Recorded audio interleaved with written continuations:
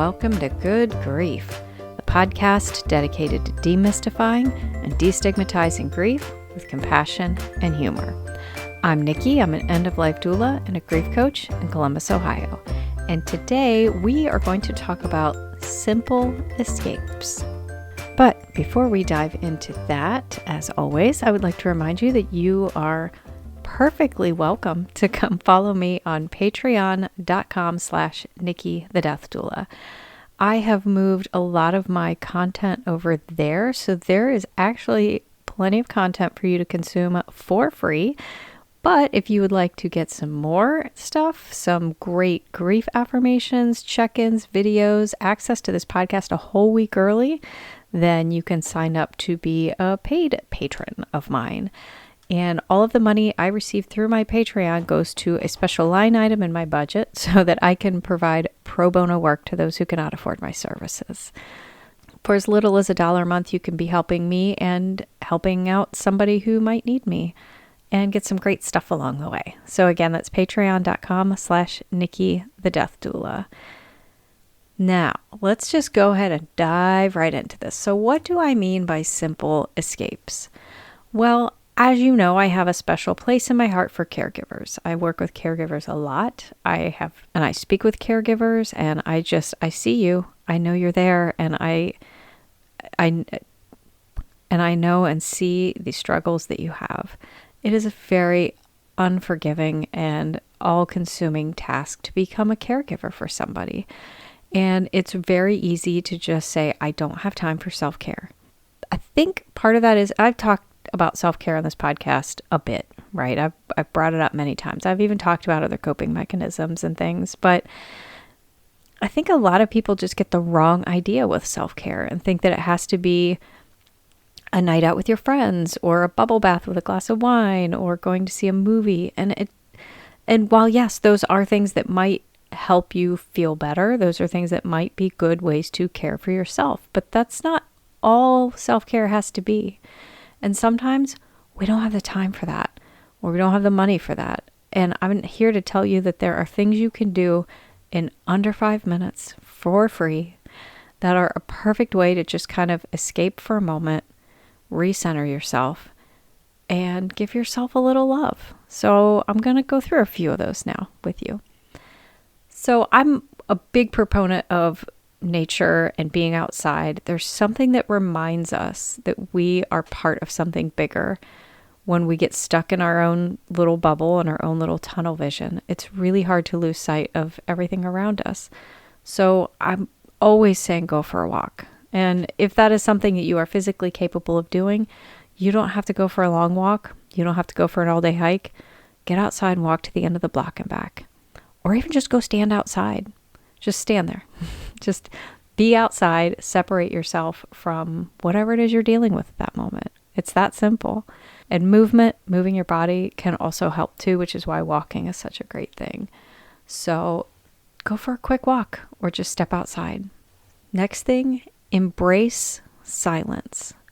If you are caregiving, it can be very chaotic at times, especially if you are in the sandwich generation and you've got a family with kids and a spouse and you're dealing with a aging parent and you're trying to take care of everyone. There's a lot of chaos. If you ever find that moment where there's nothing happening, stop. Don't think about the next thing.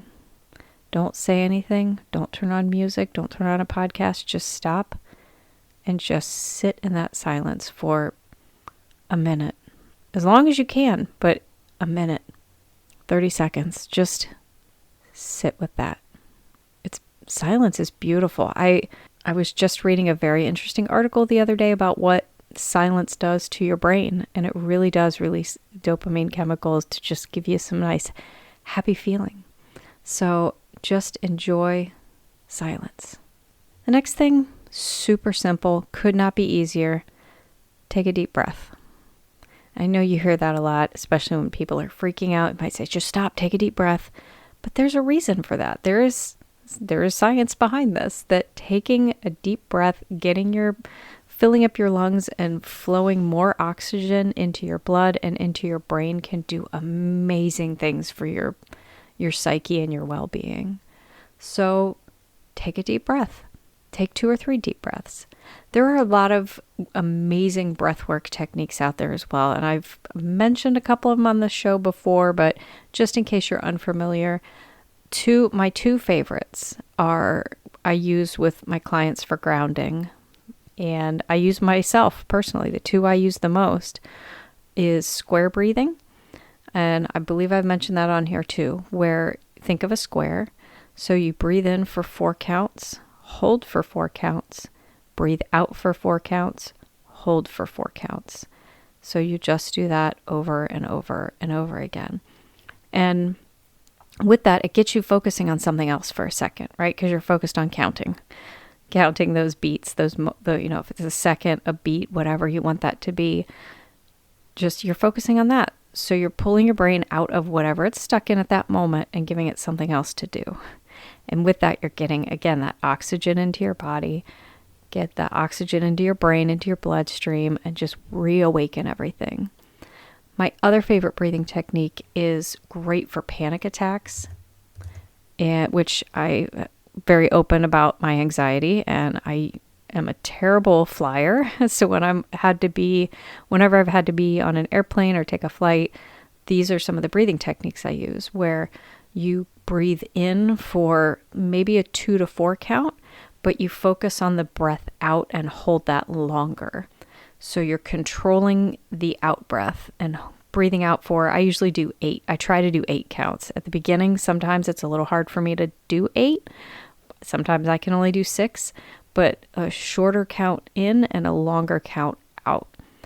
And again, that's one of those things where once you can control that, it will, whether you want it to or not, it's going to reduce your heart rate. It's going to bring your heart rate down to do that style of breathing. So super cool. But I downloaded an app called Breathe, and there are other apps out there, and there are things on YouTube with different like guided breath work, right? Guided breathing techniques. And the app is really nice because you can do it with a sound, like it'll have a bell, or it'll just vibrate. So you can set it in your lap and not have to worry about any noise.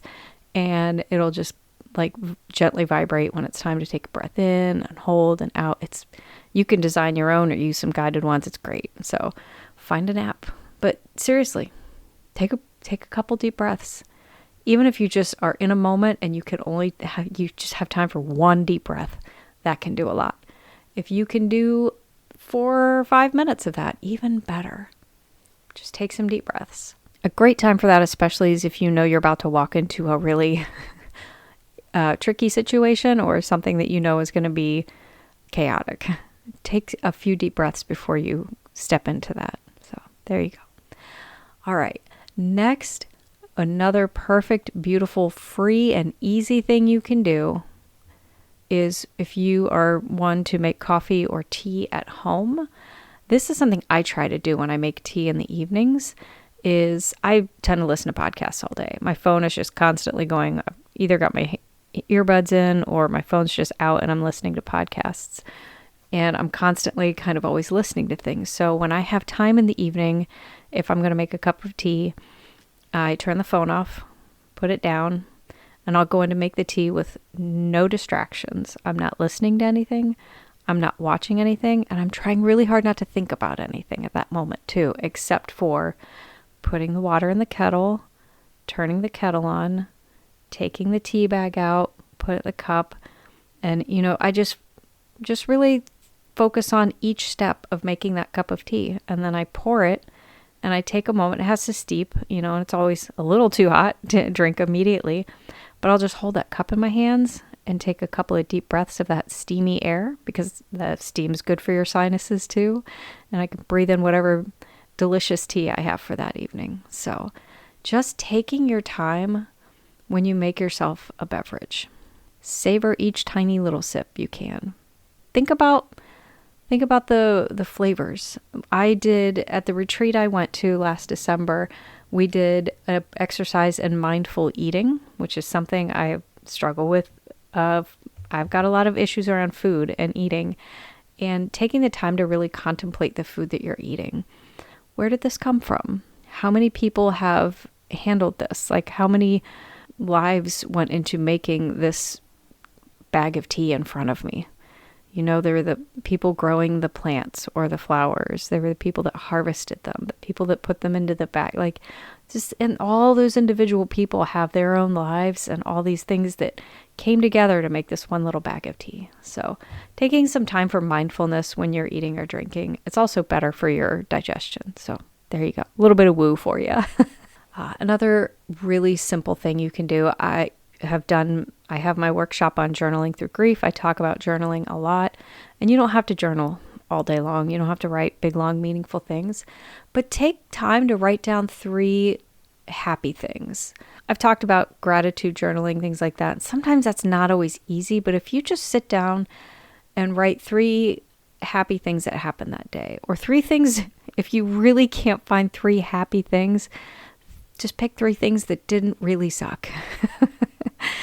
And that sounds a little weird, but it's very effective. Like I said, even if just my car started without sputtering this morning, that's great. That's a good thing. Focus on that for a minute. So just write down 2 or 3 things that you're grateful for, that you appreciate, or happy things that happened that day. Okay, a couple other quick and beautiful, simple escapes you can have for your life.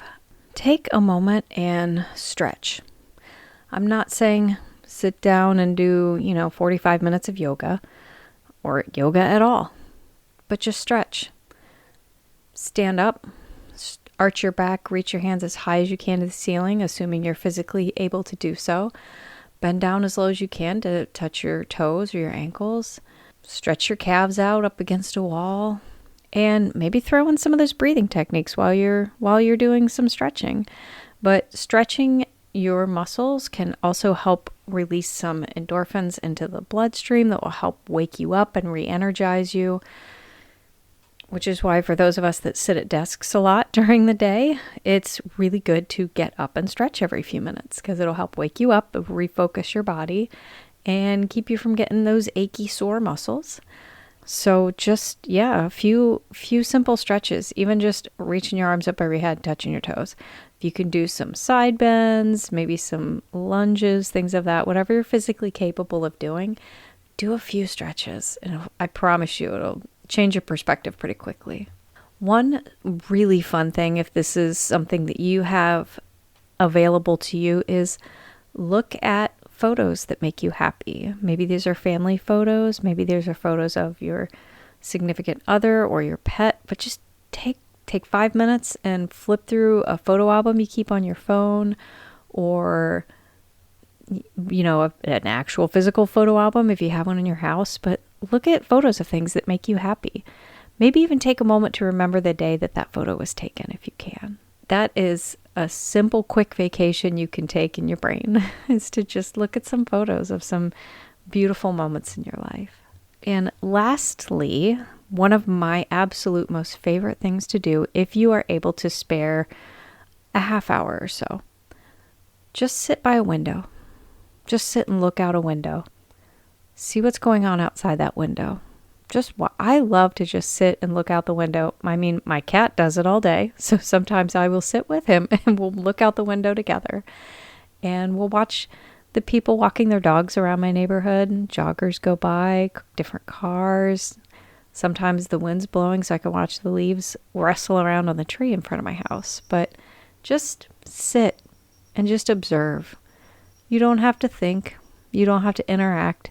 You don't have to do anything. You just let yourself be a silent observer to the world for just a moment. So there you go. Those are just a few. There are so many other things. Think of something yourself something that makes you happy that you can do in just a moment. It doesn't always have to be long walks and yoga. Sometimes just taking a deep breath can be a simple way to make a little escape for 5 minutes. But whoever you are and whatever you're doing in the world, try some of these. And I'd be interested. Tell me what your simple escapes might be. What's something you do already or something you think you might start doing to just kind of escape for a moment during your day. All right. So now that we're at the end of the episode, it is time for the Death Deck. Woo. Okay. Let's shuffle up the cards here and draw one at random. Okay. Oh, Lord. Okay. Are there any conversations you haven't been able to have that are on your mind? A, nope, I've always been an open book. B, there might be one or two, but I'm not sure how to start them. Or C, yes, actually, can we have a talk? I feel like I've read this one before, but I can think of a few for myself. Overall, I feel like I tend to wear my heart on my sleeve, so to speak, good or bad. I'm pretty open about how I feel about things. I'm not shy about about things like that. But there are definitely some things I have not said.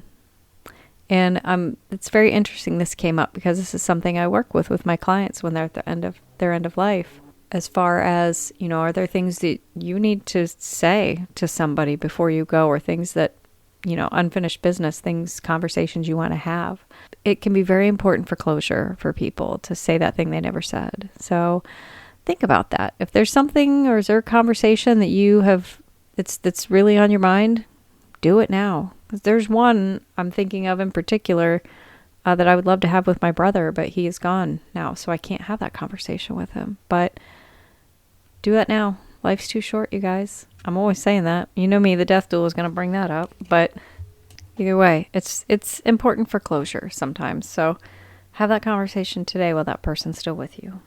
As always, I would love to hear what your thoughts are on that question. Are there conversations you haven't had? And heck, that's one of the things I do is help facilitate those conversations. So if you feel like that's something you need to do, let me know. We'll talk.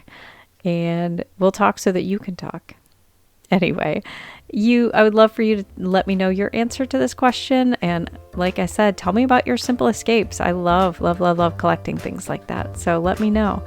You can find me at my website, nikkithedeathdoula.com. There's a link tree in the description. My social medias are still on there. I'm not really posting there as much. So, you can look at my old stuff there. You can probably still send me messages there. I promise you, I probably won't see them for a minute though. Yeah, you can find me at nikkithedeathdoula.com. Again, patreon.com/nikkithedeathdoula. There's also my caregivers support group, Caregivers United. All those links are in the description. You can find me any one of those places, but I would love to hear from you. If you liked this, please leave a rating and review. That's how more people can find me. I'd love to have more people listening. So do that. That's a simple escape. Take 5 minutes out of your day to tell Nikki the Death Doula how much her podcast means to you. And that would be lovely. It always makes my day when I hear from my listeners. So. All right, that is all. Thank you so much. I hope you have an amazing week. And remember, as always, your grief is yours, your feelings are valid, and grief doesn't always have to suck. Good Grief with Nikki the Death Doula is produced by Nikki Smith of Nikki the Death Doula LLC in Columbus, Ohio. Nikki the Death Doula LLC is for consulting, education, emotional support, and guidance, and is no way considered a funeral establishment or licensed mental health establishment. Scripts, editing, sound design, literally everything with this podcast is done solely by Nikki Smith of Nikki the Death Doula LLC, with the exception of the music. The music is Cheery Monday by Kevin MacLeod. Licensing information can be found at filmmusic.io.